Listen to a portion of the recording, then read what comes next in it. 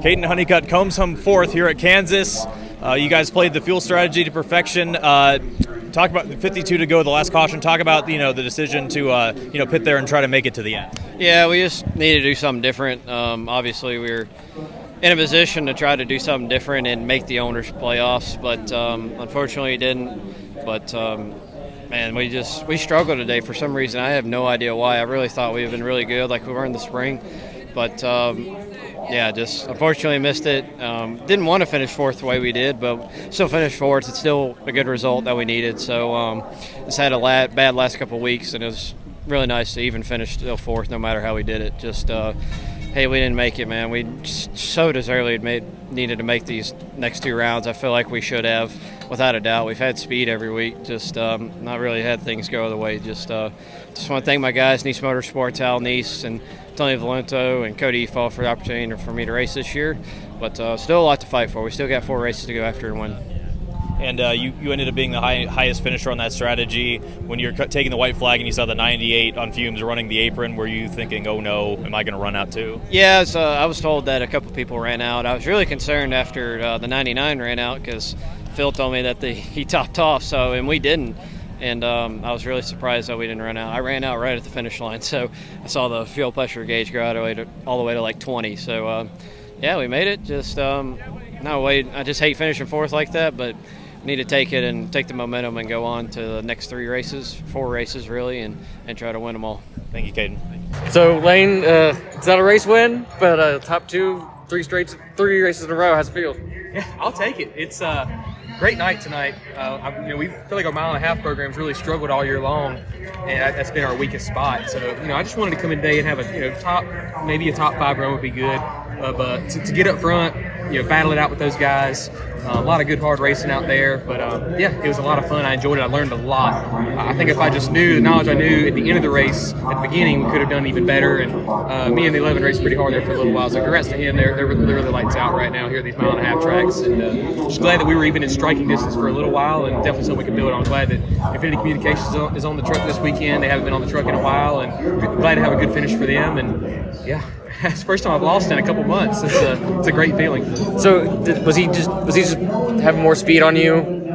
Yeah, he just had more speed. But I mean, my balance is pretty good. He's just he got some arrow figured out just to have a little more downforce than everybody else and be faster. And he's got years of experience in this stuff, and he knows exactly what he needs. So, like I said, just to be even in striking distance there, I'm really happy with the performance we had. 5 straight top 5 finishes. I mean, going into next year, I know you're not in the playoffs this year, but does that give you any momentum or confidence going into next year? You're going to be a problem, someone to be reckoned with? Yeah, of course. We're going for a championship next year. I think that we're just showing what we're made of and how strong we are right now, and how consistent we can be, especially right now. I mean, to have such a rough start at the beginning of the season and not make the playoffs, and just trying to get around to the point of where we're competitive, and all of a sudden just have these strong finishes back to back. It's just a testament to my guys and everything to give me good trucks that I can be confident with, and just run them as hard as I can, go as fast as I can with them, but not step that boundary. Layne Riggs comes home with. Once he kind of opened it back up and I leveled out speed-wise with him, I was going to be in trouble, but sure enough, I ran out coming to the white there, and I was able to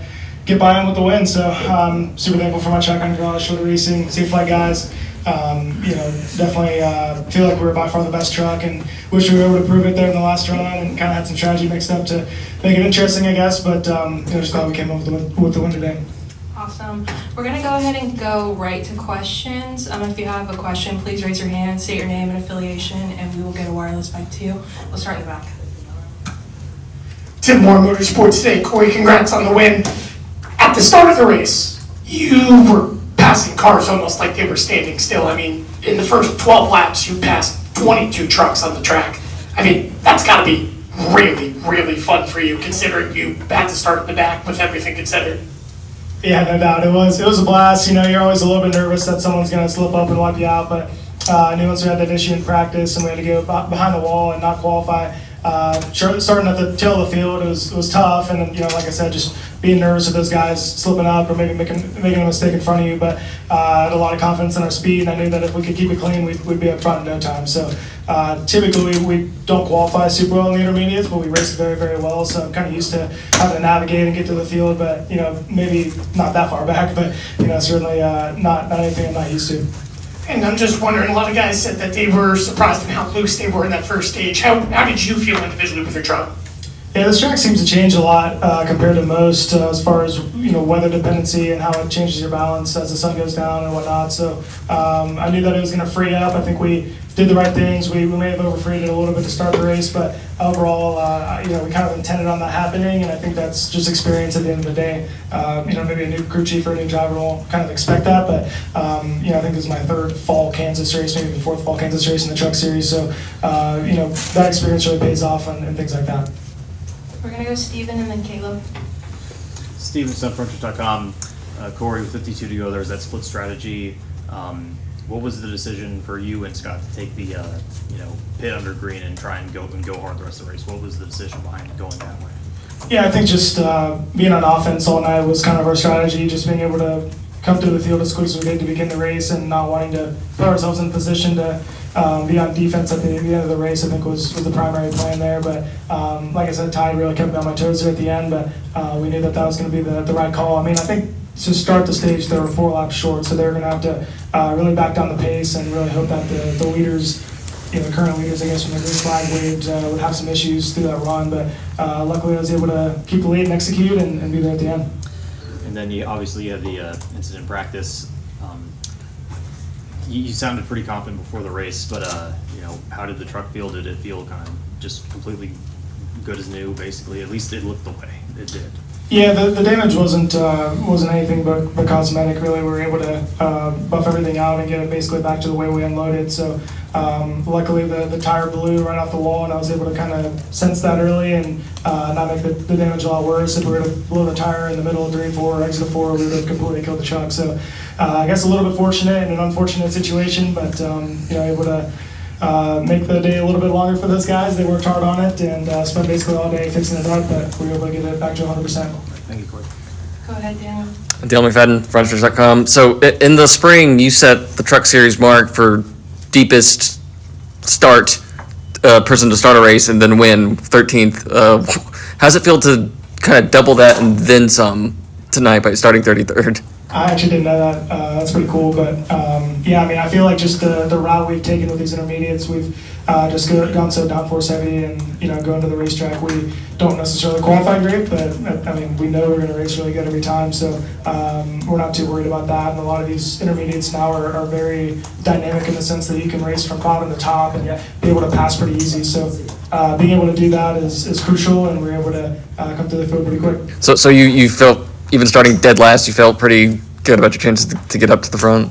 Yeah, 100%. I mentioned earlier just being a little bit nervous about someone in front of me making a mistake, or there's always in the back of my mind I want to make a mistake maybe. But just with all the experience I have in dirty air here and being able to navigate that and get through the field was certainly something I paid off tonight, and I was able to execute on that. Any additional questions for Corey? We'll go to Bob. Bob Harper's Fox Sports said, I think it's 38 points above the cut line. Does that give you does that give you any sort of sense of comfort, I guess, going into Talladega, that you can just race and, if something happens, you'll be much closer to the cut line, but not necessarily be, like a must-win situation?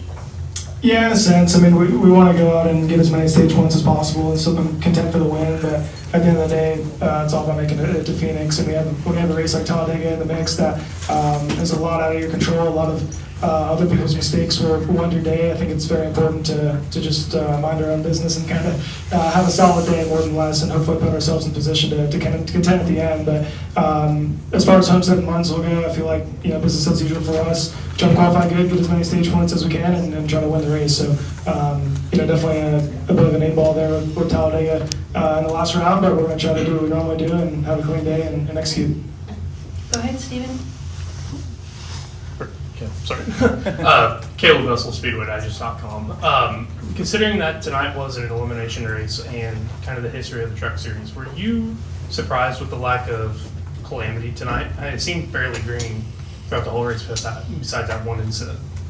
Yeah, I think, with the NASCAR scheduling, they normally schedule a more chaotic racetrack to be on the cut line. So I don't feel like Kansas is generally a chaotic race. I mean, certainly any race can be chaotic at the end of the day, but this race in the Truck Series is typically one of our cleaner races. So yes, it's a cut line race, but we only send 2 home, and it's not necessarily a track that costs.